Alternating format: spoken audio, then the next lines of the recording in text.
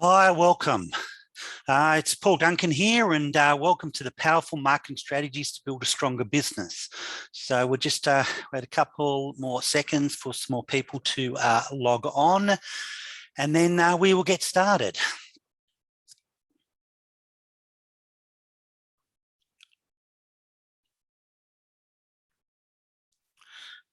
Okay, all right, well, so welcome. Thanks for joining me today. I just want to ask you one question before we get started, and that's would you like an additional 100K revenue in your business in the next 12 months?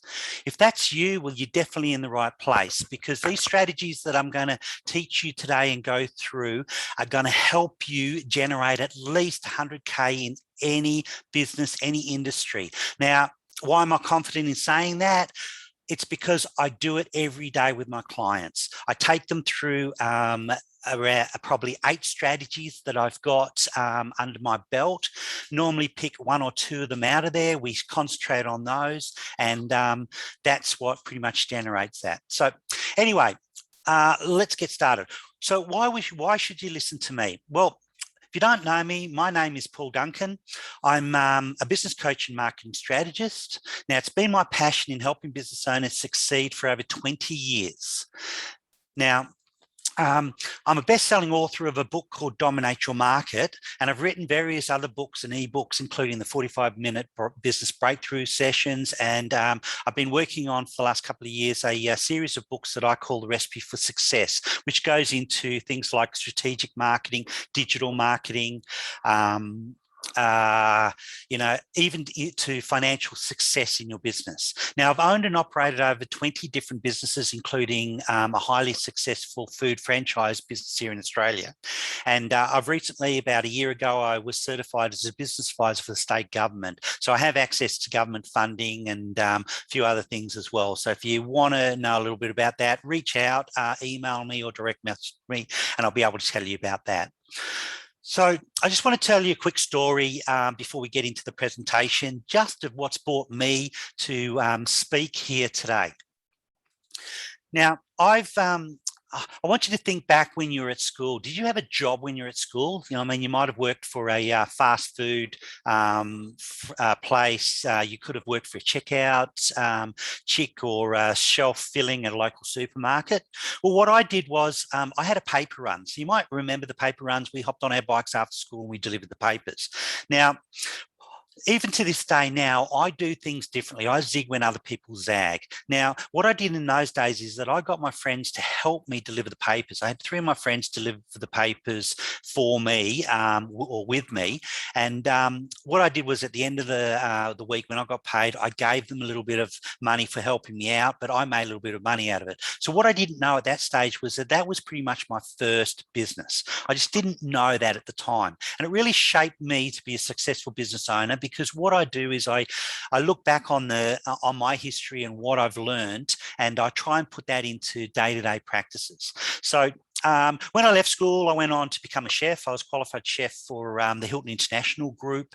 After I qualified, I became an ambassador for the group as well. So I traveled around the world just trying to lift those standards up on a global level. In those days, it was Conrad Hilton that was running it, and his main challenge was to try to have a standard sort of benchmark across all the Hilton standards. So I actually went around the world just pretty much picking those standards up and really sort of teaching and training. But what I did was that I learned heaps around sort of systems and processes and the whole lot. So I came back to Australia after a few years, got into business myself, struggled a little bit, and you might resonate with that. If you're in business, you might know that there's some strugglings in there. I got a little bit of advice from my brother to pick up a book that was called The E-Myth. Don't know if you've heard it. If you haven't read it or heard of it, I suggest you read it. What I got out of that was that you need to be 3 people in business, and most businesses, or 96% of businesses, come from a technician point of view. What I mean by that is, well, when I came back from my overseas sort of chefing career, I opened up a cafe. open up a restaurant. So that's the technician side of it. So if you're a chef, you open up a cafe. If you're a hairdressing salon, a hairdressing salon. And what I see is around about 95% of businesses are stem from that. Now, in the book, The E-Myth, Michael Gerber explains that more importantly than being a technician, you also need to be a manager. You need to know the day-to-day runnings of the organisation. So things like marketing, getting customers in the door, your ATO responsibilities, if you employ staff, how you recruit them, how you pay them, all that management side of things. But more importantly than that, what he says is that you need to be an entrepreneur. You need to be a visionary. You need to see where your business can go so you can actually then plan it out and actually bring it back. Now, if you do read some books, you might have come across a guy called Stephen Covey. He's got a book that's called he talks about having the end in mind. So looking at the end of your business and then bringing it forward, which is a very, very good way of looking as a visionary for your business. So pretty much once I understood all that after the book, I really put a program together that I call the Recipe for Success, which is technically the correct ingredients and the right method for producing a profitable business. And with that, you just can't fail. So anyway, let's get started. So today, game plan is I really want to provide you with actionable strategies that you can use right now. Now, these are going to triple your leads, double your conversions, and really grow your revenue and profits massively. Now, if that's you, you're definitely in the right place. Now, you should have a workbook. I've actually put that in the chat room as well. So if you haven't downloaded the ebook, the workbook, that's okay. You can do this exercise later. If you do have it, follow along with these strategies, so then you can get an idea of how this can work in your business. You know, I always say that information without implementation is useless. So the information I'm going to teach you today, please write it down. Please actionable. Put into your business, and you'll definitely get results. As I said before, we're looking at pretty much 100,000 K in the next 12 months if you implement these strategies that I'm going to teach you today. So when I ask business owners their biggest challenge and frustration in business, I normally get a couple of things. Now, one of them is lack of capital. Another one is lack of business fundamentals. Another one is lack of business knowledge. Now, you know, these are the things that really resonate with a lot of people, right? And it's what's holding them back from actually building a profitable business. So what they really need, right, from my perspective, is that they need more customers, more revenue, more profits, and more time. Now, when I talk about more time, I also talk about more profits, because if you get more profits in your business, then you've got some cash flow to actually start employing some people or outsourcing some of the duties you do in your business, which then frees up a little bit of your time. So if that's you, as I said, you're definitely in the right place. Now, if you're like 99% of the business owners that I speak to out there, you may also feel lost or overwhelmed as you try to navigate through all the various options available these days. So things like websites, social media, SEO, email marketing, Facebook, pay-per-click, and so on. It's just because you don't have the knowledge and tools and resources, right, to make those work for you. So let me do you a favor right now and completely remove that overwhelm from your life forever. Are you familiar with the 80-20 rule? What it means is that for business owners, it means that 20% of what you do every day is generating 80% of your total annual revenue. So in other words, if you're only doing a few things daily that makes you the most of your money. Now, I can tell you specifically what makes up that 20%, and that's all you really need to focus on after today. So there's 5 areas that make up the 20%. There's more leads, more conversions, more transactions, higher pricing, and more profits. Now, today, I'm going to be focused on these 5 areas so you can see how much more revenue you could be generating, and you'll see with little small incremental changes, it will produce massive and big results. So I'm going to focus on a few of the 8 strategies I mentioned before in these 5 areas, and let me show you why these 5 areas are so crucial and why you need to be concentrating on these 5 areas. So this is a tool I call the Profit Growth Calculator. So when I ask business owners the exact number of leads and sales they have made over the last 12 months, most of them don't know and really can't tell me. But by any chance, do you know that number? Now, if you do, write it down, because that is going to help you with an exercise that we're going to do a little bit later on. So if you know that, write it down. Now, here are some numbers from a client I recently worked with. I've made them very conservative and very easy for calculation purposes, but just so I can show you how this actually, this calculator works. So this business that I worked with, it generated 1,000 leads in 12 months at an average conversion rate of 25%. So that makes 250 sales. Now, the customers bought from them on average 10 times. So on average, 10 times they bought over a 12-month period. Now, they paid on average $100 per sale. So that's a total revenue of $250,000. Now, finally, the profit margin per sale was only 25%. So notice that after pretty much the gross profit, their earnings are $62,500 per annum. So hopefully you're following along with me with this.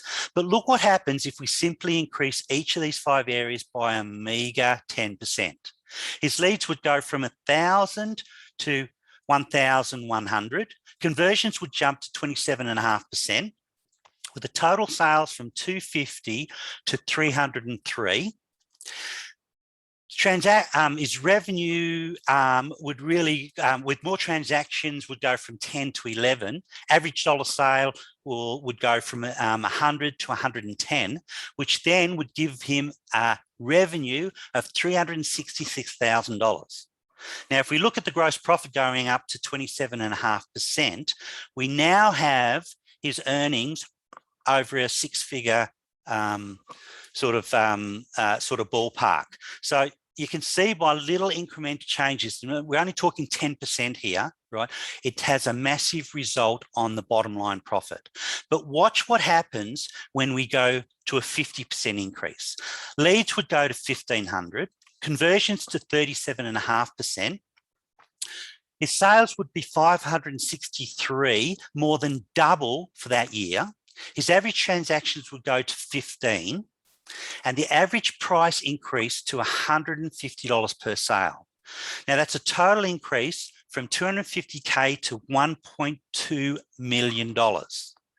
Right? Now, if we look at his profit margin that jumps to 37.5%, his net profit for the year is a massive $474,000. Now, your business would skyrocket from $62,500 to almost $500,000 annually. Now, this shows you how you can financially transform your business in these small little pretty much areas. Now, I know what you're thinking. 50% gain in each of these 5 areas would be next to impossible. Let me assure you that 50% increase is very achievable, and I'm going to prove it to you right now. So may I just ask you or think about how you're currently generating leads? Most business owners typically say word of mouth or pretty much more often than not referrals,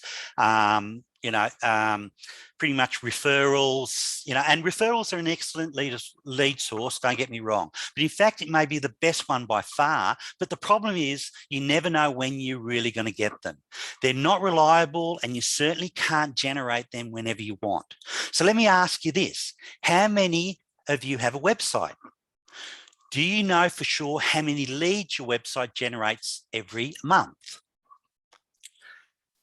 Sorry, I'm just going to admit these people that are just waiting in the thing. So, if you do have a website, do you really know how many leads that website generates each month? Now, when I ask business owners, they pretty much have no idea. So do you know for sure how many sales your website produces every month? And pretty much most businesses don't know that either. So you really need to start testing and measuring and understanding these things. Now, can I show you why your website isn't generating leads or closing sales for you? And in fact, would you like me to give you the deeply hidden secrets that the marketing gurus don't want you to know? Here's the key to successful marketing. You must be able to enter the conversation taking place in the head of your prospects. Or another way of looking at it is you need to be able to address the number one question on your prospect's mind at that right time. So how do you do this? It's actually quite simple. When you know and understand the fundamentals of marketing, you need to understand the conversation that's taking place in every prospect's mind revolves around two major points. The first is there's a problem they have that they don't want, and there's a result they want that they don't have. So I'll repeat that. The conversation that's taking place in every prospect's mind revolves around two major points. There's a problem they have that they don't want, and there's a result they want but they don't have. Now, there's actually a marketing formula that I use that takes these 2 points into account and spits out a message so compelling it practically forces your prospects to buy what you sell. It's called the conversion equation, and it looks like this: interrupt, engage, offer. Now, the interrupt is your headline, which means it's the first thing that someone sees when they visit your website, read any of your marketing, or they hear you speak. So when someone asks you what you do, it's the first words out of your mouth. That's your headline, and it must address the problem your prospects have that they don't want. The next is the engage. It's your subheadline, which is the second thing your prospects see or hear. It must address the result your prospects want but don't have. The third is the the engage. Your it's the information you provide, either verbally or in writing, that presents evidence to your prospects that you and your product or service are superior in every way to your competition. Now, unfortunately, most businesses aren't different from their competitors. So, and that's why they must innovate your business to create what we refer to as a market dominating position. So, I mean, you should really write that down, market dominating position, because if you don't have a market dominating position, right, then you're actually competing pretty much with everybody on price. And if you're competing on price there, I can tell you probably don't have a market dominating position. Now, you must be unique. You must stand out from your competition, and it must take your prospects really to say to themselves that they would be an absolute idiot to buy from anyone else but you, regardless on price. Sorry, let me just take a drink. Getting a little bit of a sore throat here. So finally, as we move on, it's the offer, right, which is the next part of the equation, right? Now, the offer must create a compelling sort of offer that makes it so irresistible that your prospects just can't turn you down. So if you're looking at why you're not getting some interaction from your offers, then maybe it's not compelling enough for people to take action. Now, there's another crucial fundamental of marketing that I want to sort of mention here. Because of the saturation of marketing messaging these days, most prospects have become numb to most of the marketing out there. So following our conversion equation, it can dramatically overcome this, but even with this powerful tool in play, it will still take multiple touch points before your prospect will buy what you sell. So most businesses today, it takes between 20 to more than 100 touch points before a prospect makes their buying decision. But following the conversion equation, this reduces the touch points to somewhere between 5 to 12 points of contact. But here's the key. Most businesses don't follow up with their prospects at all. And this provides a huge window of opportunity for any business that does follow up. So to position yourself as a dominant force in your industry, you need to start putting a follow-up process in your business. But in order to have the opportunity to get your message in front of your prospects 5 to 12 times, you must find a way to collect their contact information, and that's the purpose of the offer. So most businesses offer something that only appeals to prospects I call the now buyers, prospects ready to make an immediate purchase. Unfortunately, now buyers make up probably less than 1% of the total number of prospects that are in the market to buy what you sell right now. Now, there is some exceptions, so things like emergency sort of offers or whatever. I mean, my wife works for a dentist, and sometimes if you've got to wake up with a bad tooth, then obviously that'll be you'll go from a future buyer straight into a now buyer right now.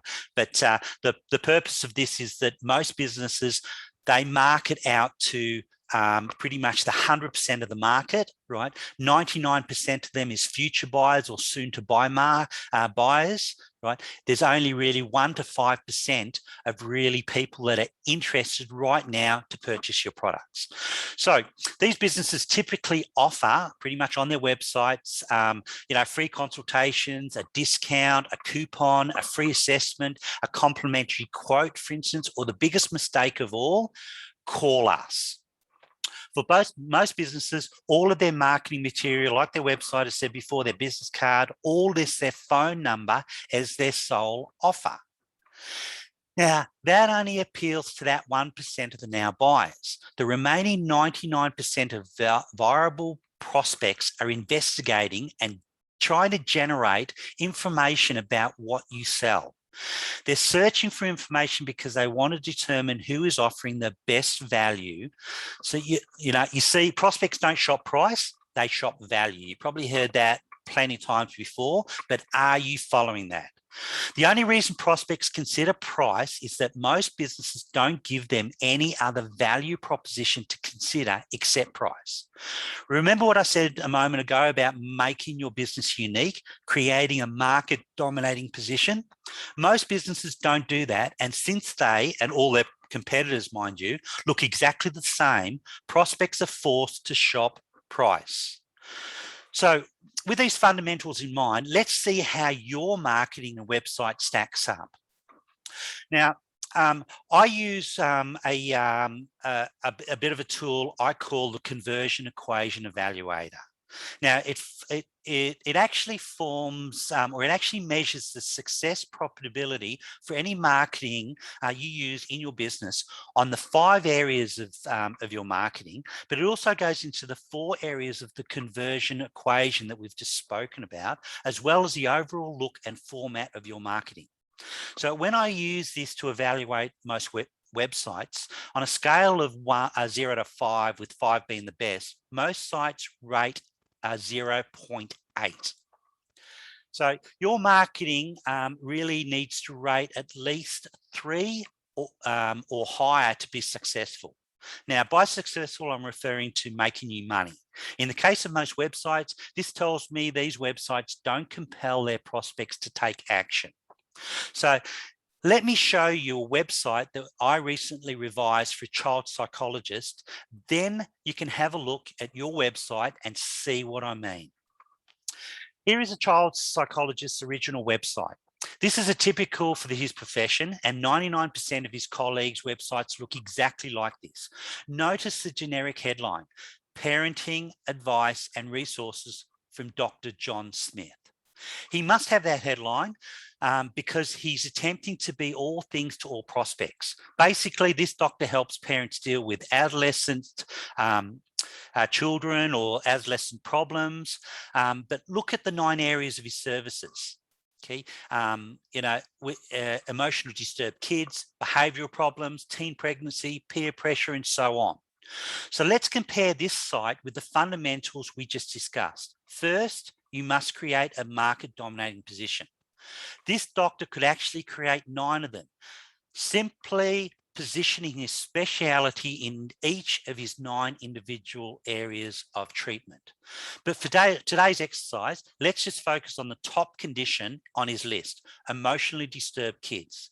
These are kids that yell, scream, and consistently have a high belligerent attitude towards their parents. They scream at them, and they've known in some cases to threaten the parents. These kids can't be reasoned with, and these poor parents have no clue how to deal with this situation. So here's what this doctor needs to do. Forget about the website completely. This doctor needs what I call a squeeze page or a landing page. This is a simple page that's online that specifically addresses only this one condition. So what should this page look like, and what should it say? Now, remember the fundamentals. You must enter the conversation taking place in the head of your prospect. There's a problem they have that they don't want, and there's a result they want but they don't have. This is where we implement the first 2 components of the conversion equation: interrupt and engage. The headline is the interrupt, and it must address the problem they have that they don't want. Here's the squeeze page we created for this doctor. Notice the headline: are you sick and tired of the yelling, screaming, and belligerent attitude of your child? Do you think that addressing this problem these parents have and they don't want, do you think that headline actually addresses that? Now for the engage, which is a sub-headline. It must address the result they want but they don't have. Here it says, now you can discover the secrets to controlling your child and instantly restore peace and quiet in your home. Okay, instantly restore peace and quiet in your home. See this language that's actually in here starting to resonate with these parents. I'm pretty sure that's pretty much the solution that they're looking for. Now let's look at the third conversion equation component: educate. In the doctor's original website, because he's trying to appeal to all prospects, his video said this. That's a video on the left-hand side of the site. Greeting parents, I want to welcome you to Remarkable Parenting. You will find tons of great information here with hundreds of pages of articles. Think how ridiculous this sounds if I'm one of those parents with a kid that has a belligerent attitude. Do I want to read hundreds of pages of articles, or am I just searching for specific solutions to a specific problem? Now, do you see why most websites these days are basically a total, complete waste of money? These don't address the things your prospects are truly looking for. So here's the new script we created for the doctor. As a parent, are you struggling to gain control of your child's attitudes and emotions? Is your child yelling and screaming at you while often displaying a belligerent and sometimes threatening tone that no matter what you do or try, you just can't seem to get under control? My name is Dr. John Smith, and I help parents just like you every day learn the techniques that will solve these frustrating and disruptive behavioral problems once and for all. So let me prove it to you right now. Enter your first name and email in the box to the right, and I'll send you a series of 60-second techniques that will immediately restore peace and quiet in your home. Now, will that just might get more prospects to respond to this message now? Now, it brings us to the final component of the conversion equation, the offer.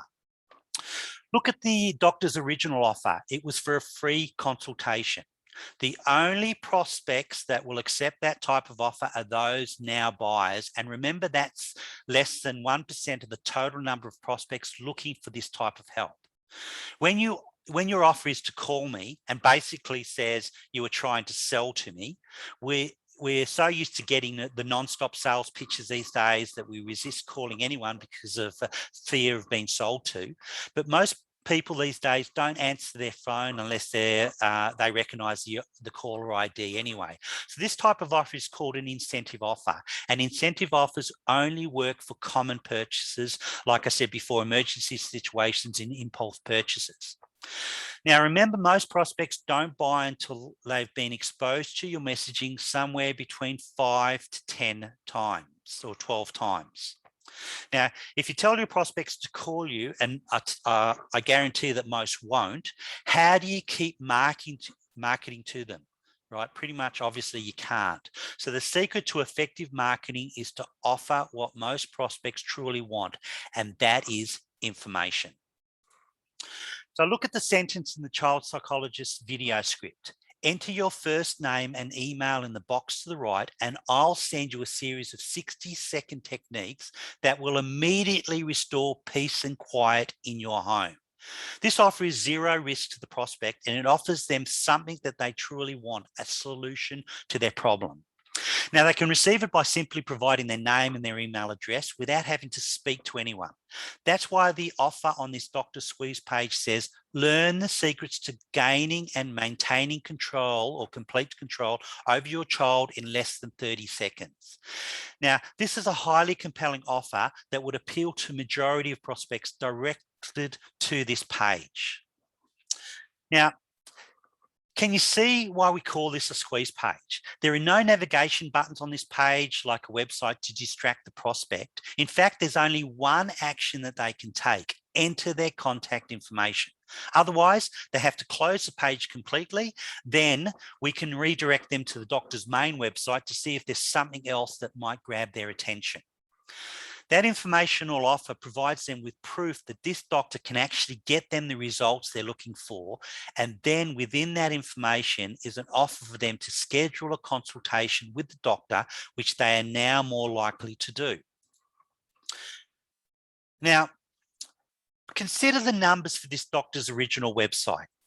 He can easily generate 300 or more leads per month using a paid per click campaign on Facebook, for instance. And these leads are then sent to his original website. He will then average around 10% of these leads, or 30 prospects. And he'll see his, those 30 prospects will probably see his offer for the free consultation and will call to inquire about it. Now, we're talking about his original website here. Now,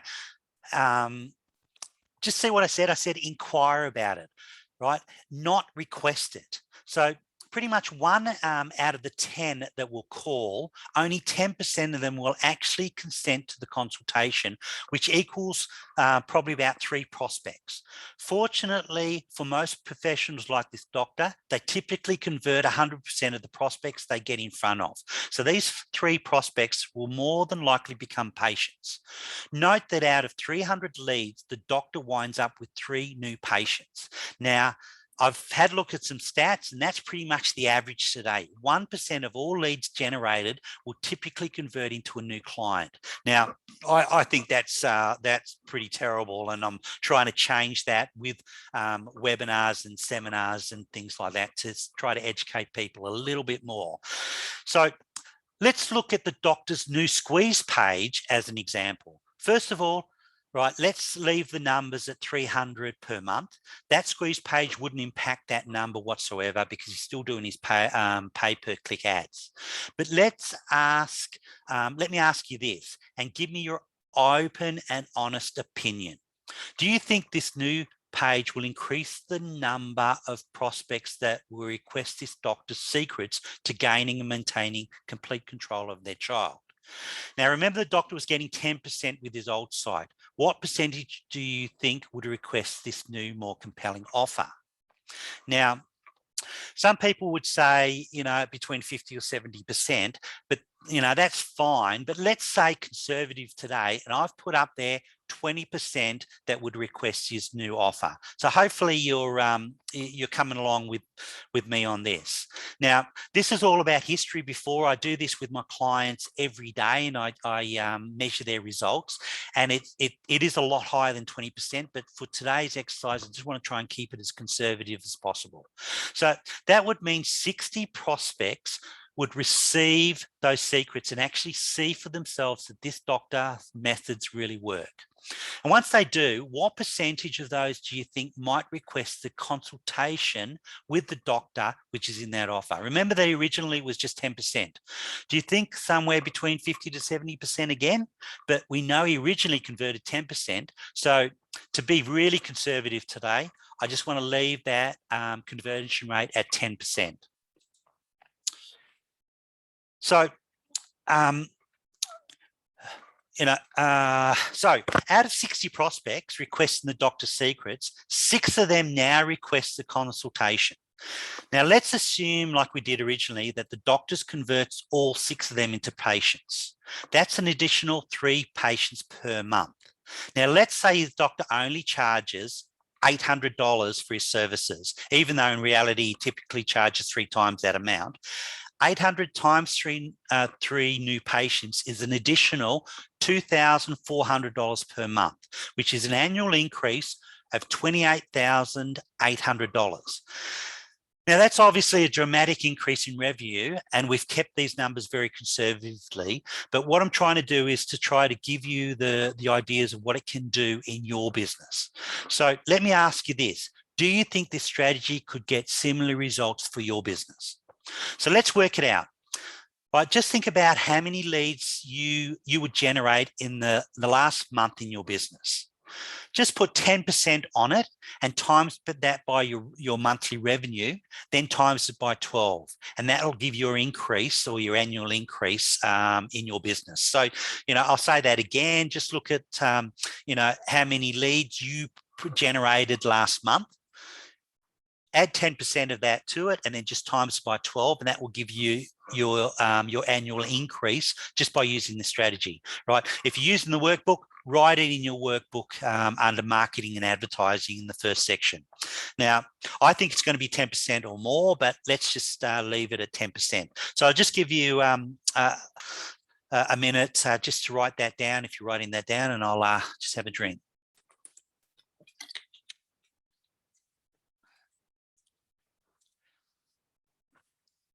Okay, so you can do these exercises later. You will get a recording of this as well later on, so you can follow along and do this exercise later on.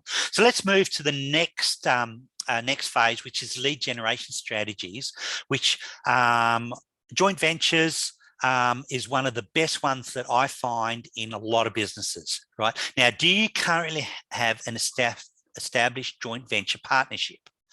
Now, JVs or joint ventures include 2 or more businesses that decide to form a partnership to share markets or endorse a specific product or service to their customer base. Usually, this is under revenue share arrangement or some other way, but the key to creating successful joint ventures is to find business partners who serve the exact same type of clients that need or want what you sell. So let me give you an example, and I'll use one we're pretty much familiar with, a florist. So one of the most financial lucrative product lines for a florist is providing flowers for weddings. The average floral bill for a wedding often exceeds $3,000.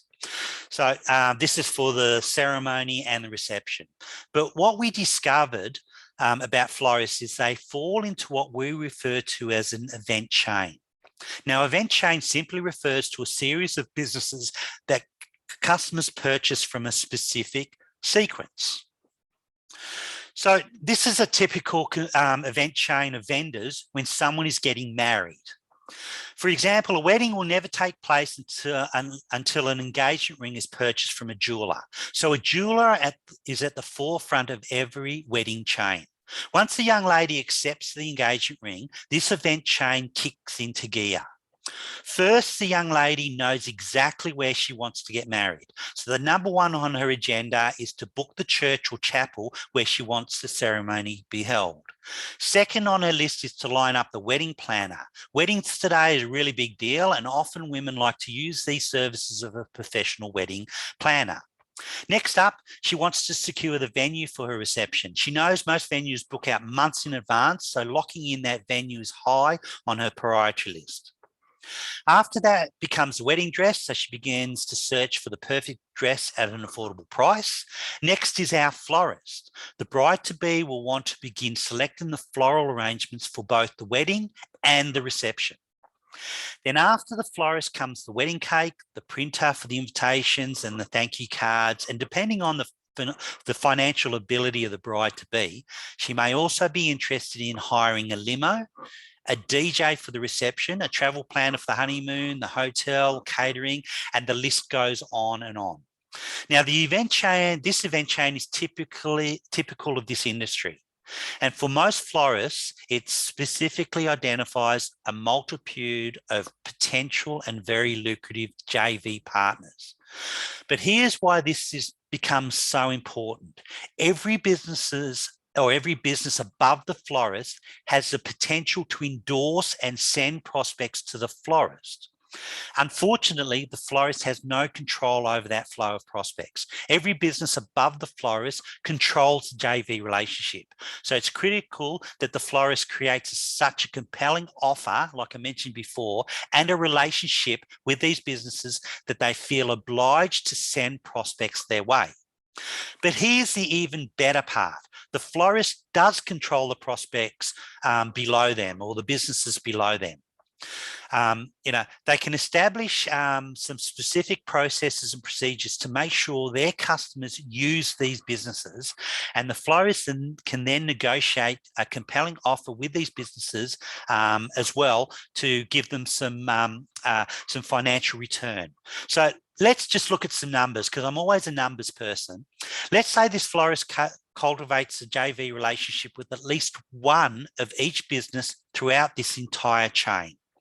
So staying ultra conservative with these estimates, would you agree this florist, since they have no control over the flow of prospects from these businesses above them, right, is likely that they could obtain at least one referral each month for these businesses, as I said, above them?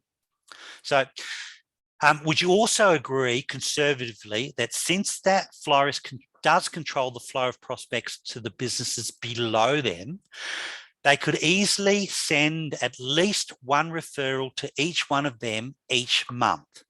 Now, keep in mind, these are very conservative numbers.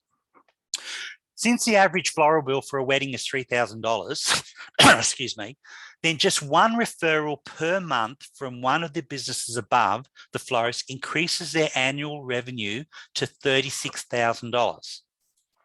Now, let's consider the businesses below the florist, where the florist does control the referrals. So let's start with the wedding cake maker. The average sale price for wedding cake is also around $3,000.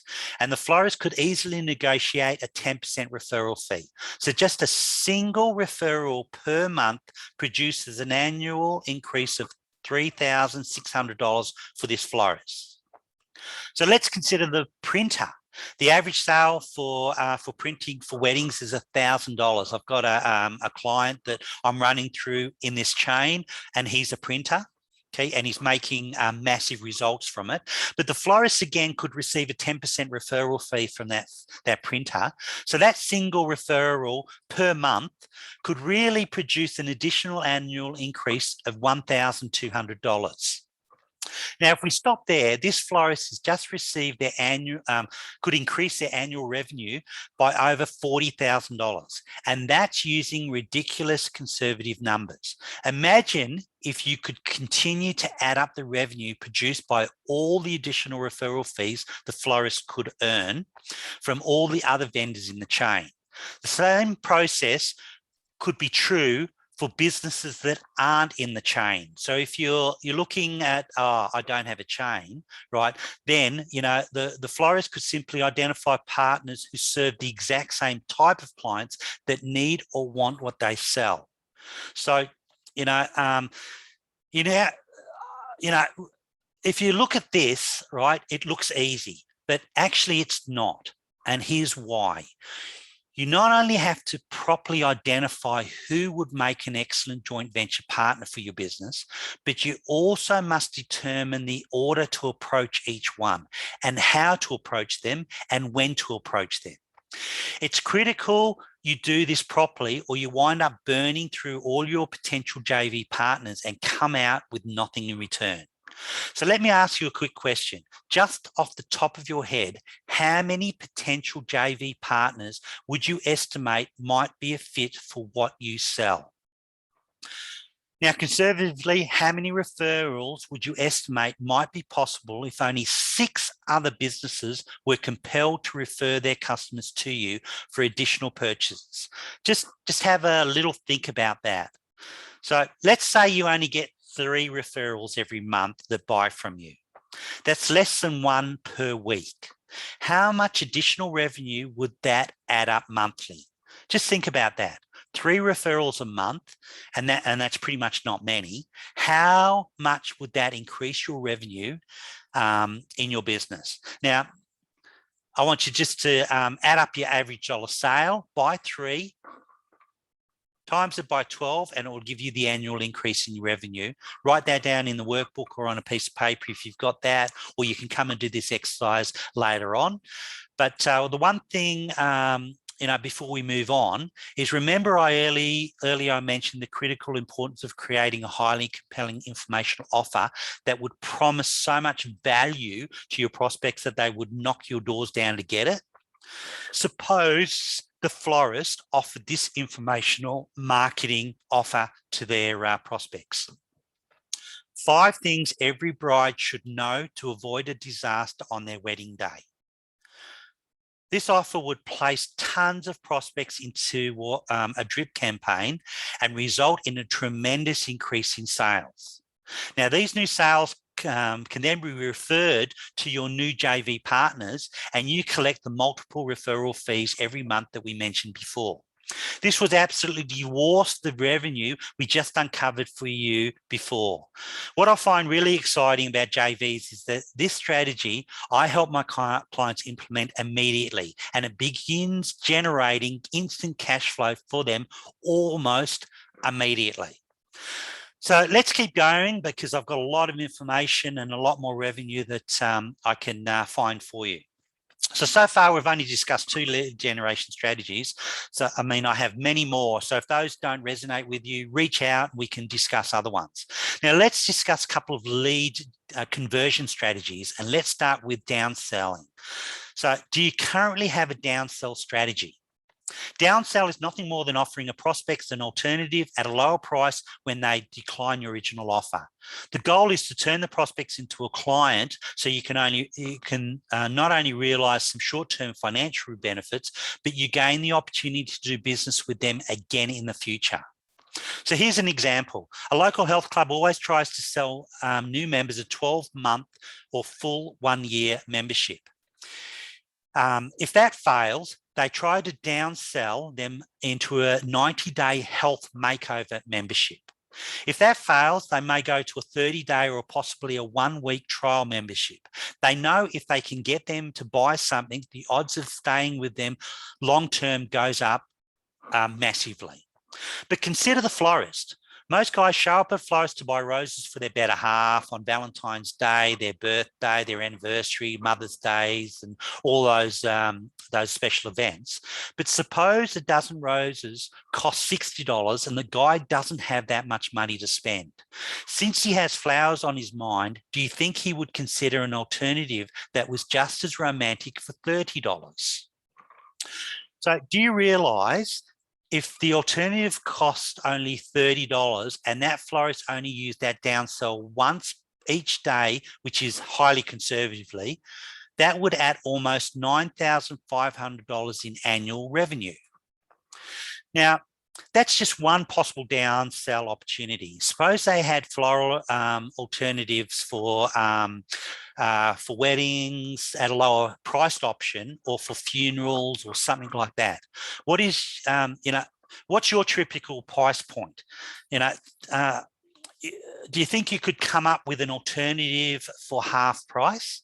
Now, I'm not talking about discounting here, right? When I say that to people, they think they need to discount. I'm talking about a lower priced product or service. So how many of these would you conservatively estimate you could sell each week, and how much for? Right, if you've got an idea, write that number in your workbook or on a piece of paper, right under downsell, and I'll just give you a couple of moments to do that if you're following it along in your workbook.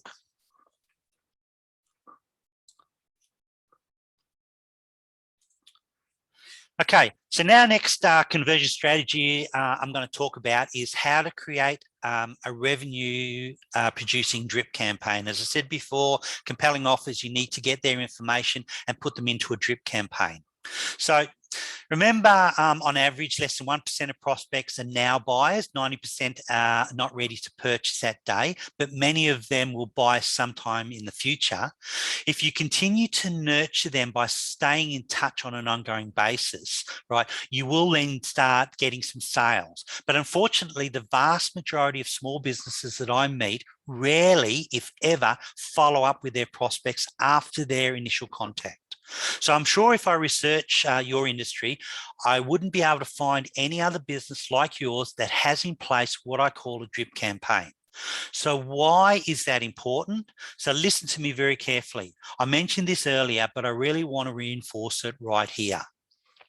80% of all sales occur between the 5th and the 12th point of contact between the business and the prospect. 80%. So are you starting to see an opportunity here? This is where you need to implement a drip campaign. This is our second lead conversion strategy that I think can add significant revenue to your business. So a drip campaign automatically delivers a form of communication to customers or prospects on a predetermined and scheduled basis. But here's a really cool part about this. Do you remember earlier when we were discussing how you need to create a compelling offer that practically forces your prospects to request it? Once you create that compelling offer, all you have to do is to take specific segments from that offer and send it to your prospects on a consistent basis. So let me show you an example of how this was done for a client that I worked with that owned a sunroom company. Now, if you don't know sunrooms, they're pretty much coming up in the eastern states a lot now, right? Pretty much. So this is a client in the eastern states. But when homeowners consider any type of remodeling project in their home, whether it's their kitchen, an updated bathroom, or in this case, installing a sunroom, wouldn't they love to get their hands on what we call an ideas guide that features various models of state-of-the-art concepts? So let me show the ideas guide that I developed for this sunroom company. Do you like that? I think it's pretty impressive anyway, but, would you, the sad part about this is that most prospects won't read it. They don't read this. They'll request it with every intention of reading it, but only about 20% of them will read it. That's okay though, because it has already done its job, which is to compel the prospect to give you their contact information so we can begin our 5 to 12 touch points. And we simply use the information in this ideas guide to do that quickly and efficiently and inexpensive as possible. So here's a few examples for the sunroom company. Notice the idea guide states listing the 7 benefits of owning a sunroom. Benefit number 1, enjoy the outdoors 365 days of the year. Obviously, that's a huge reason someone would buy a sunroom, but unfortunately, 80% of prospects wouldn't read that. So let's reintroduce that benefit into our drip campaign and drive it home to the prospect. This sunroom company did that using a 6x11 oversized postcard, but they could have done it by email or any other means. Here's a postcard they sent out that emphasizes this benefit. Remember the benefit? Enjoy the sun and outdoors 365 days of the year. Notice the benefit number 4 says that the owning a sunroom recharges your solar batteries. Here's the postcard that emphasizes that benefit. Benefit number 5 is, I think, is a major because it educates prospects as a sunroom actually increases the value of their home. So this is a postcard that reinforces that fact. But my point in showing you these is to emphasize that once you create your compelling informational offer, you pretty much have everything you need to implement your drip campaign. But look what begins to happen from the first day you start your drip campaign. So let me go back to the child psychologist to show you the true impact of a drip campaign.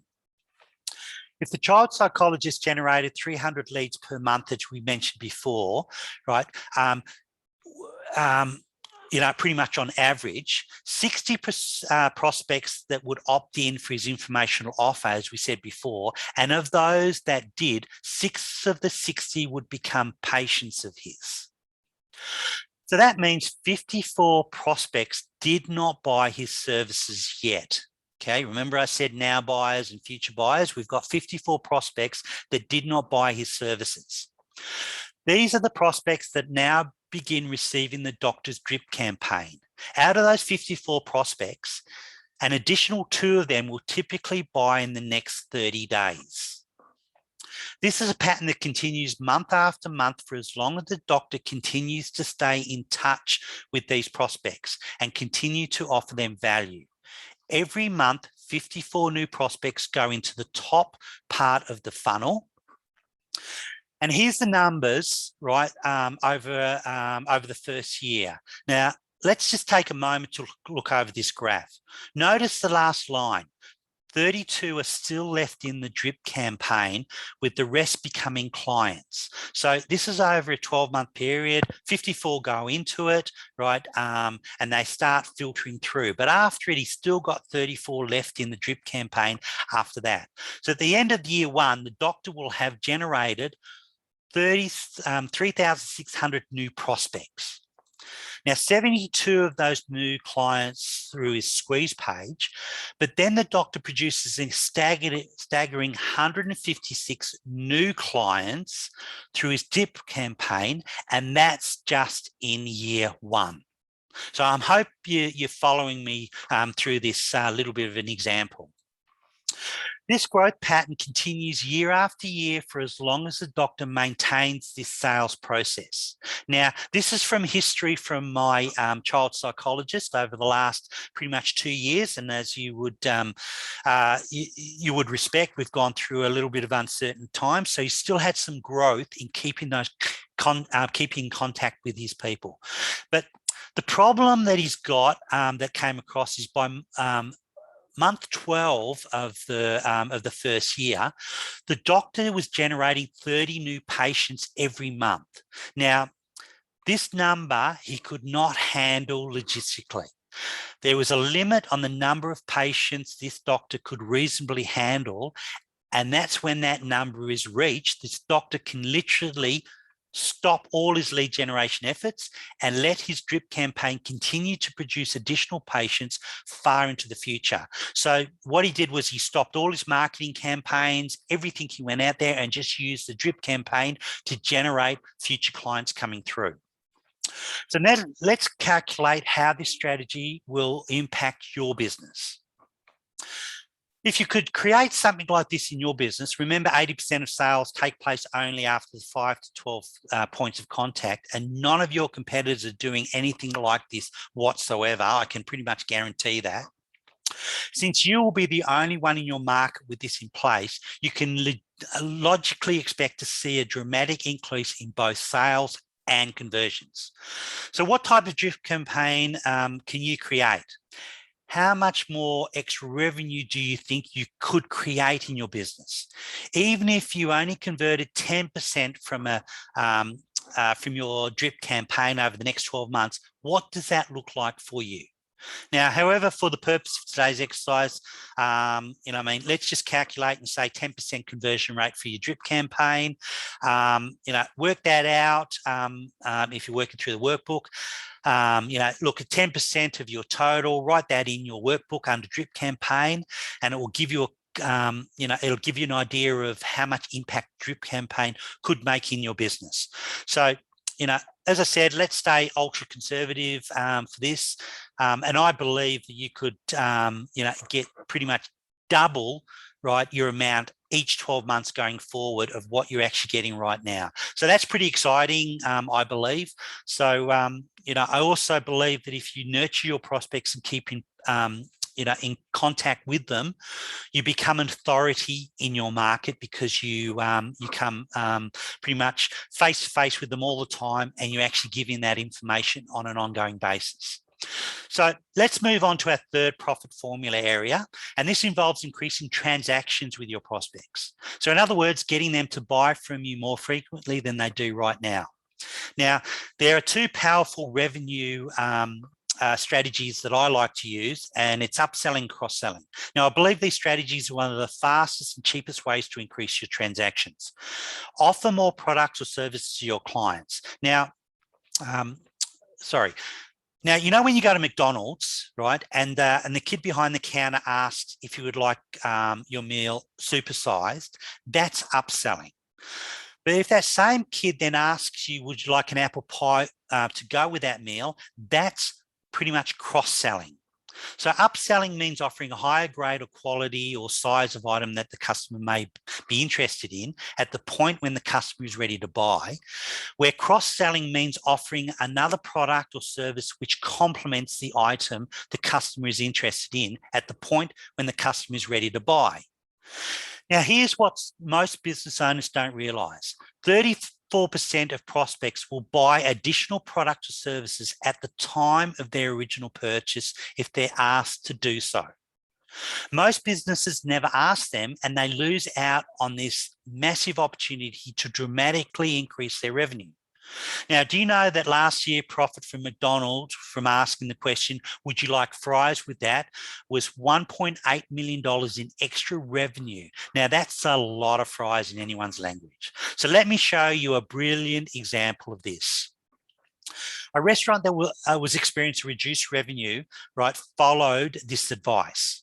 They analysed their profit margins on every one of their offerings on the menu and determined their highest profitable margin items were wine, appetizers, and desserts. They literally doubled their sales in all three of these items by training the staff to offer them to every one of their customers.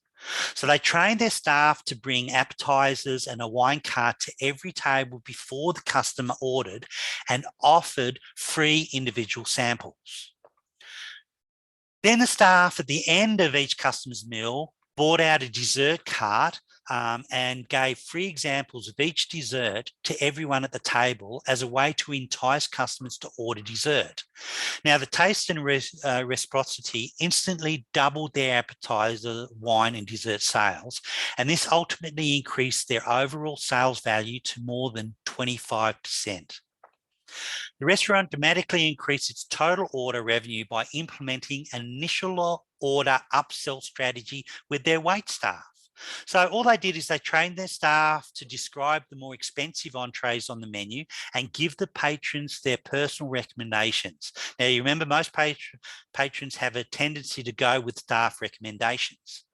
So do you think you could find some upsell or cross-sell in your business? Most businesses get 34% on average, and that's from history, just in increased sales just by introducing this strategy. So if you've got an idea, write that in your workbook under upsell and cross-sell strategies, or pretty much write in there that it's a strategy that could work in your business and work through it a little bit more. So now let's look at our second strategy for increasing transactions and how you could expand the number of products and services you offer.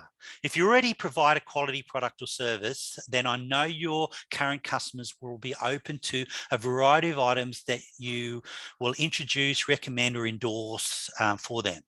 So look at your current customers and how they trust and like you. Now, if you have that like, trust, and know value, then they will demand additional product and services from you because they do trust you. Now, unfortunately, most businesses don't have additional products or services to offer their client base. So you want to ask yourself, what other product or services could my customers find valuable? So once you make up a list of these offerings, go out and contact the providers of these offerings and set yourself up as an affiliate or a somebody that's a referral and negotiate a fee. Now, consider a landscaper. I've got Mike on my as a client, and he's a landscaper, and this is one of the best revenue strategies that he uses. Now, as he sort of does his clients' lawns and homes, and he makes them into a bit of a showcase doing the landscaping, they might also need additional services such as tree trimming, decking, fencing, stonework, even to sprinkler systems or outdoor lighting. They might need a patio, an outdoor kitchen installed, or even a swimming pool. Now, if the landscaper doesn't perform any of these services, which my client didn't, but they're in a prime position to make professional recommendations, and most owners will go with those recommendations, the landscaper could easily negotiate anywhere from a 10 to 20% referral fee from each of these various service providers, and in the process, double their annual revenue. So my question to you is this: how many additional product or services could you be offering right now?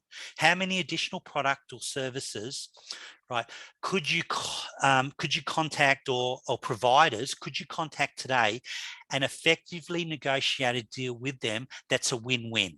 Now, I can guarantee that other businesses struggling like you, and they would be up to a conversation, right, that would add additional revenue to them as a joint venture or as a referral based problem. So, you know, look at this strategy in your own business. See if it would, you know, be a strategy that could increase your revenue base. Right, write down if you've got a number that in there. You know, look at around a 5% increase in total revenue over 12 months. Put that in your workbook, or just write it down as an actionable strategy to invest further.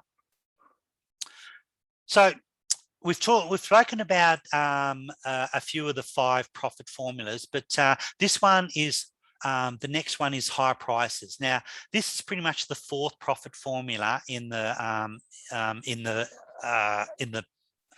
profit formula, but the one that I like to use is bundling. All right, I get some good results from this. Right, now, bundling is simply the process of grouping together certain products to create a package which are then sold to your clients. Now, when you do this, you can completely eliminate the biggest complaint small business owners have these days, and that's competing on price. Now, bundling removes price from the equation by creating an apples to orange comparison. So you have to remember that customers today shop value, not price. Now, unfortunately, most small businesses are lousy at conveying their value proposition. So therefore, price becomes the only value proposition left to their consumers or their customers. So the real key to success in marketing is to offer more value than your competition. Now, prospects will pay twice the price if they believe they're receiving 4 times more value. Now, unfortunately, most businesses, in a vain attempt to increase their value, begin to offer discounts, and that often destroys their margins. Now, did you know some businesses discount their prices by 10%? They now have to sell 50% more just to break even. So, for example, if you sell a widget for $100 and you have a 30% profit margin, you make $30 for every widget you sell. That means your cost basis for that widget is $70. Now, if you discount that widget for by 10% and sell it for $90 instead of $100, your cost basis is still $70. Now you're only making $20 in profit instead of the $30. So for this business to make $1,000 in profit selling their widgets at $100 each, they would need to sell 33.3 widgets. Now, 33 times 33 widgets equals $1,000, but by discounting their price by 10%, now they need to sell 50 widgets. 20 times 50 widgets is $1,000. They now have to sell 50% more widgets just to get back their original profit margin. 33.3 times 1.5 equals 50. So, but consider this. When was the last time you saw a business offer a measly 10% discount? Most of the time they offer 20% to 40% discount, and then they scratch their heads wondering why they're going broke.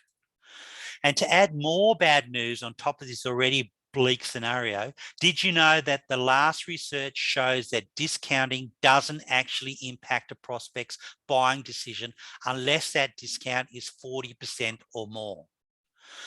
So, want to know the closely guarded secret that success businesses don't want you to know? Stop discounting. Instead, innovate your business so you offer more value than your competition, even if that means increasing your prices. When you discount your price, you lose the full value of every dollar discounted. So bundling increases the perceived value so the prospects actually buy more. So consider a home builder. He was competing on price with other builders in the same area. So when we came up with a bundling strategy to help him, right, we did some research with the clients and prospects, and they mostly all said that security and home entertainment was an important and high interest for them to have in their homes. The builder contacted certain suppliers that offer huge volume discounts, especially on electronics. So this builder agreed to buy multiple packages of the whole entertainment and security systems, including a 55-inch HDV TV, a complete high-quality sound system, security system, including surveillance cameras at all entry points, and even a fire protection and monitoring system. The retail price for this package was $2,800 installed, but the builder acquired them in volume for around $6,500. And since installing would not be part of his cost, as the builder would install during the construction of the home, right? The builder could really, because he had the home stripped at that time, he could install the handling during that actual project by his crew, right? Pretty much for pennies on the dollar. So it wouldn't have cost him much to install it at all. Now imagine this builder competing with other builders in a moderately priced neighborhood. Builders offered their homes for about $260,000 price range. But this builder offered their home for $270,500, which included the additional $6,500 out-of-pocket expenses to the builder. And their home comes standard with a $22,800 home entertainment and full security system for free. Which builder would you buy from?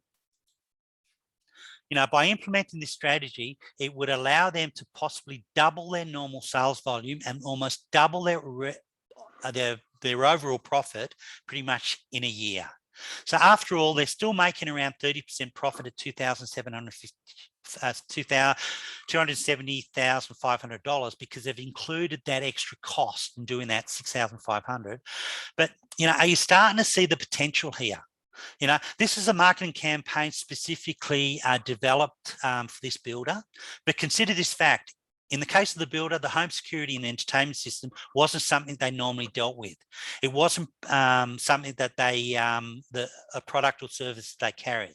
They simply discovered that this was something that their prospects wanted to have included in their homes, and they wanted to purchase. So the builder went out and created an affiliate relationship with the home electronics provider and wound up doubling their sales.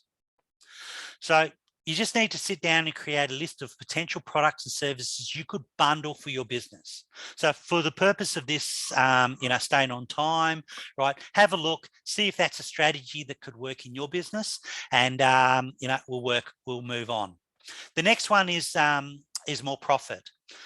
Now there's two major ways to increase your overall profitability in your business: increase revenue or decrease your costs of doing business.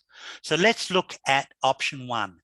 How about a real simple strategy, and that's raise your prices. Now, most businesses that I speak to have never raised their prices pretty much ever, or for the last 3 to 5 years. That's because they don't know the facts when it comes to increasing their pricing. They're so scared to death that any price increase, no matter how small, will lead to a mass loss of their customers. But is that really true?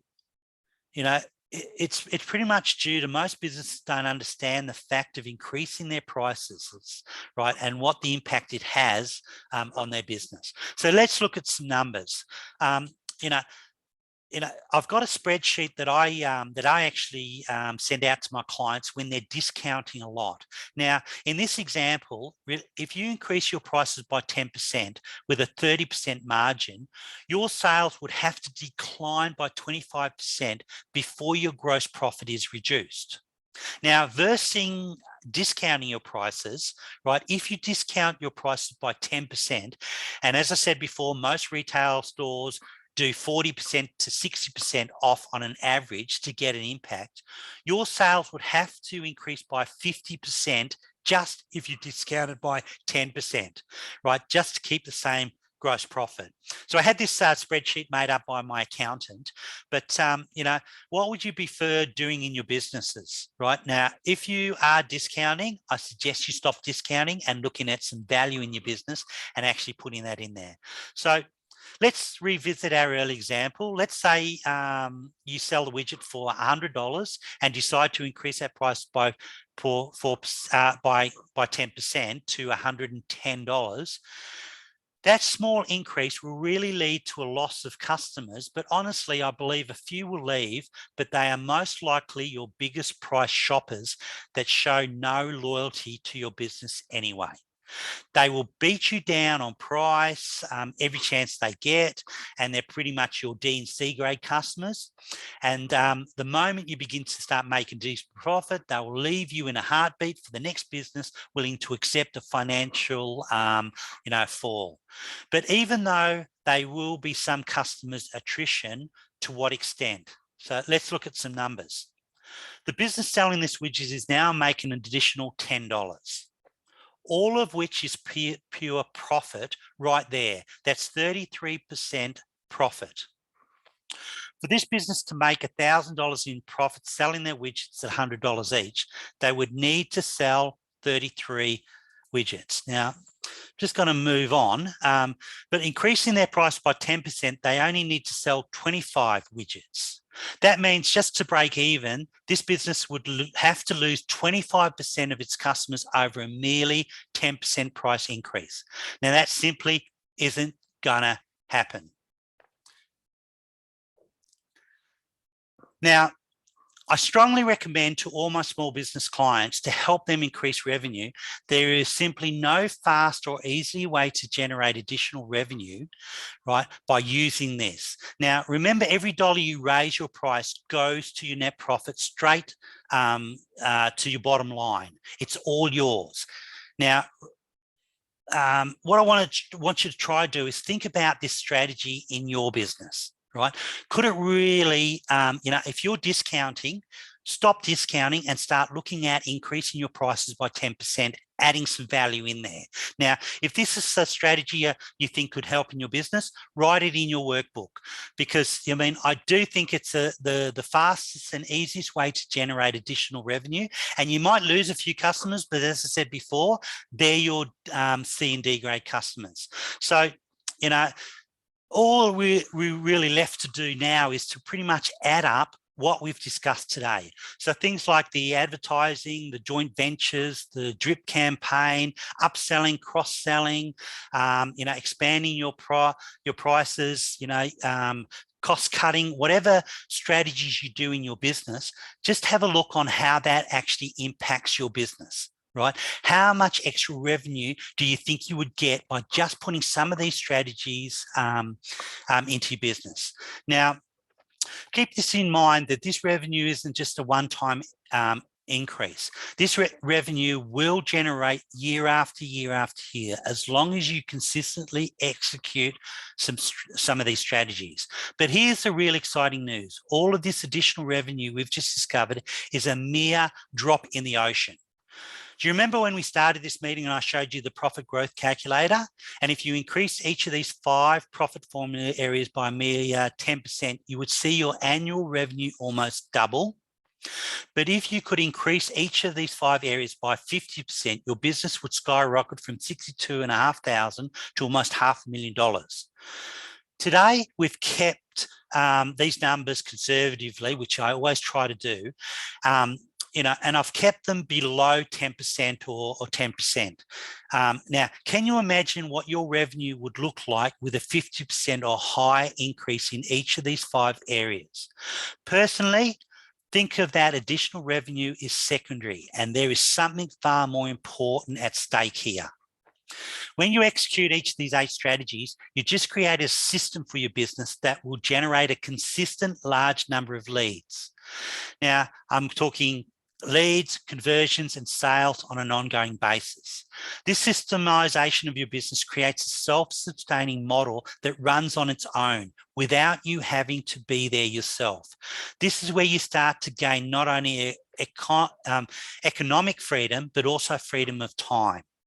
Now, I just want to go through a little bit of a pie chart I've got, right, which then just breaks down the 5 possibilities in your business that I've spoken about before, which is obviously the more leads, the more conversions, the more transactions, and the more profits. But how do we know what to work on first and then second, and really, will it work for my business? So this is what I call the core or the pie chart of the stuff. Now, too many business owners are fooled into thinking that the path to growth is found in the latest social media tactics. They get distracted, and instead of taking the time for a comprehensive and systematic examination of the core strategies and what work for their business, they then go on a tangent. So I want to break this down for you. Okay, under foundations, right, we have things like, strategies, conversion equation, which is the market dominating position, policies and procedures, trust and expertise and education. Okay, under more leads, we have things like referral systems, joint ventures, public, the PR stuff, the direct mails, the advertising, digital marketing, and, there's so many other things. Under more conversions, we have things like the compelling offer, as I mentioned before, your scripts, your close rates, your follow-up close rates when you follow up, and as we've mentioned today, your drip campaign. When we talk about more transactions, we talk about things like your sales team, your appointments, your products and services, your frequency of purchases, your downsell and upsell, cross-sell, your reactivating of former customers, all these strategies in there. Now, in your profits, right, there's things like, increasing prices, your buying relationships, your upsell, cross-selling, as we've mentioned before, your bundling that I mentioned, that strategy. And, when you go to your accountant, they'll be talking about cutting costs. So this all makes up the core. Now, I believe it's not that simple, right?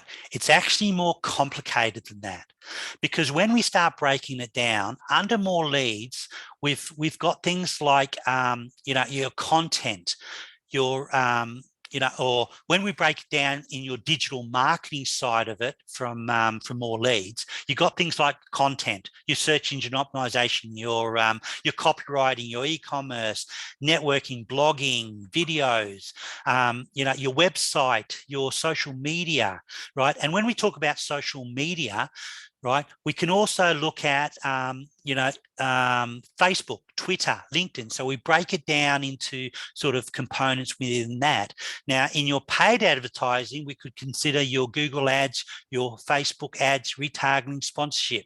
So as you can see, there's a lot of complex stuff about around this, and that's why so many business owners get frustrated about the stuff that's out there. So now, when you look at the core, you can now see that there's some subsets to the core. Now, do you know really much when you start looking at this, what to do first, then second and third, as I mentioned before, and how can you know for sure what impact each action will have on your business? So in the marketing field today, right, we have marketing gurus come along and say, hey, if you want to grow your business, you should just start running Facebook ads. Now, really, does that make sense that you would, avoid the core and understanding the core and, offering, a business to just do Facebook ads without examining their business and what they're about? It's like the doctor, right? A doctor offering drugs to a patient without doing, right, an exam or a consultation before that. Now, that's blatant malpractice. But if you put it into the business world, that's what's happening. So that's why I've come across a proprietary profit acceleration software that I use. Now, this software gives us the ability to pretty much uncover major financial breakthroughs across 40 areas of your business. And one area we're going to look at is your conversion equation, as I mentioned before. So once we uncover your financial breakthroughs, the software analyzes and then sorts out each area so you know exactly in your individual business what to do first, then second, then third, and so on, to have the most impact and the most revenue generating strategies. So based on those areas, you can make the most money, right? Also, you can make that money in the shortest amount of time and with no cost. So you'll see how much more revenue and profits you should be able to earn every month over the next year, with only, and you only need to find, small increments that we've gone through before, over a few of these areas to see massive results. So as we'll provide you, it will provide you with a step-by-step roadmap so you can take away and follow that over a 3, 6, and 12-month period, but it has detailed exact steps to take to make all this happen. So it takes all that overwhelm away from you, and you start concentrating, as I mentioned before, on the 20% that's generating or producing 80% of your revenue. So you'll see exact steps to take that will start putting money in your pocket right away. So, the software, if you want to work with me, we'll look at various ways we can jumpstart your marketing, your website, anything that you're doing in your marketing, right, around lead generation strategies or your conversions, and we'll uncover multiple areas where you have hidden profit opportunities. Now, I hope you found this presentation valuable and that the information that I've presented will enable you to generate more revenue and profits to your business just by going through this, this presentation. Now, as I said before, you will have a recording, so you can come back to this because there is a lot of information in here, but there's only one thing standing in your way right now. And that's how you're going to get it all implemented in a timely and efficient manner. And I know what you're thinking, right? How are you going to do it, right? How will I ever get the time? Do I have the knowledge I need? And where do I start? And what do I do? So, what if I could do it with a guarantee to get mass results and return on your investment, right? If you're interested, let me explain what I had in mind. Right. If you'd like to help me and I can help you, let's get together and go through the profit acceleration software, and I'll find you specific strategies you can use to rebuild your business stronger than ever. Now, the challenge for me is, as to everything that is new, I need to get the experience and knowledge of the program before I start charging for it. So in essence, you are helping me out and return having an opportunity and a roadmap to grow and expand your business for free. So if you're interested, please just, I want you to book a 60-minute call at your convenience, right? So we can catch up. So if you are interested, please let me know, after this presentation, or just send me an email at paul@cecoaching.com.au. And let me know if you need more information, or if you need any more sort of details about it, or how it can help your business. And, I'll contact you to set up an online meeting so we can go through the software. It takes about an hour and a half, just ask you a series of questions. The algorithms in the back, there's about 497 million algorithms that will pick up those questions, and it'll actually print out a roadmap for you free of charge. So I can only take a few businesses because of my time schedule. So if you are interested, right, take action as soon as possible, and we'll get you on a call, and I can help you really get that that stuff across. So let's go to some questions, right? I'll bring up the chat if you've if you want to have some questions. I can unmute or unmute yourself, and we can go from there. But I've got, let me see. All right, I've got a question here from Nora. Let me see. Is the profit is the profit acceleration software online, or do we have to come into your office? No, look, Nora, we can do it online. It's fully it can be done online, no problems at all. If you prefer to come into the office, I can organise a face-to-face. It's just pretty much asking some questions, so we can do it online. So yes, it can become online, because I think you're down south anyway, so I think it's hard for you to get up in there. But I suggest you you make an appointment or just reach out and we'll organise to catch up from there. You see, thanks for the presentation. Great stuff. Thanks. Ronald, can you put up the link for the next to make an appointment? Okay, so I'll put up my email address there, so you can just send an email if you're interested. There's my email address in the chats. So if you are interested, just send me an email and we'll be able to do that. I'll just go back with my information on here so you can actually see that. It's in the chat as well. I've got one here from Viola. How do I get a copy of the template you use? What template are you referring to? What template are you referring to, Viola? If you put that in the chat, we can go from there. I've got another one. Viola, the one to measure the 4 points. The conversion equation evaluator. Okay, yeah, sorry. Look, if you send me an email, I can send you through that equation evaluator, so you can look at your own marketing and do that evaluation on your own marketing. I suppose that's what you're after, Viola. If you do have any issues, just reach out, send me an email, and I'll be able to respond to that. Ben's got one here. Do you still have funding to help business owners?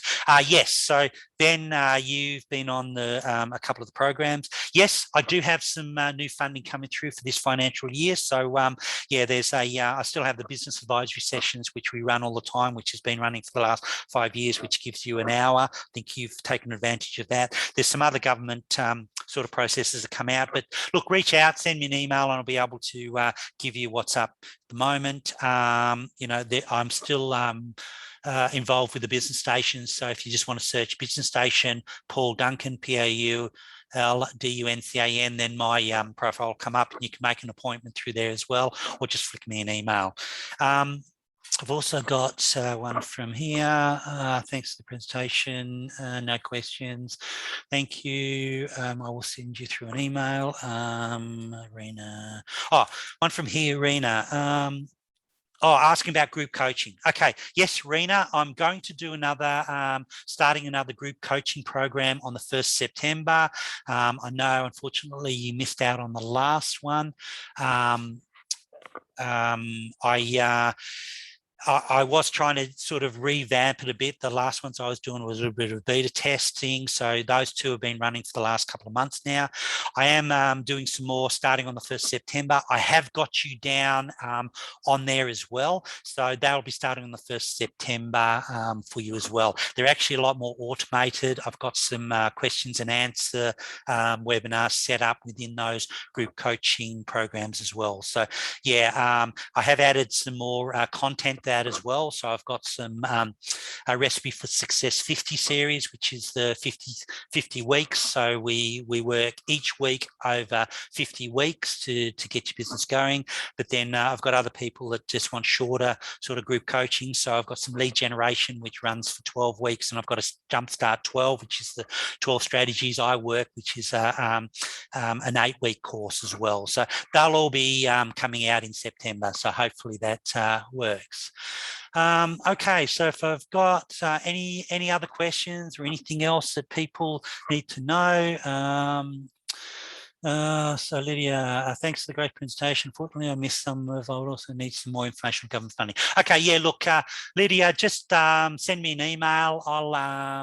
I'll send you through my calendar. Let's catch up, and I can tell you some of the government funding that's happening and whatever. So yeah, look, thanks, guys. thanks for catching up. If you do need any more information, feel free to reach out. If some of these strategies haven't worked for you or you don't think will work for you, I've got other ones that might work. So yeah, look, thanks for joining me today. I'm going to stop the presentation there, and yeah, we will catch up very, very soon. Thanks, guys. Take care.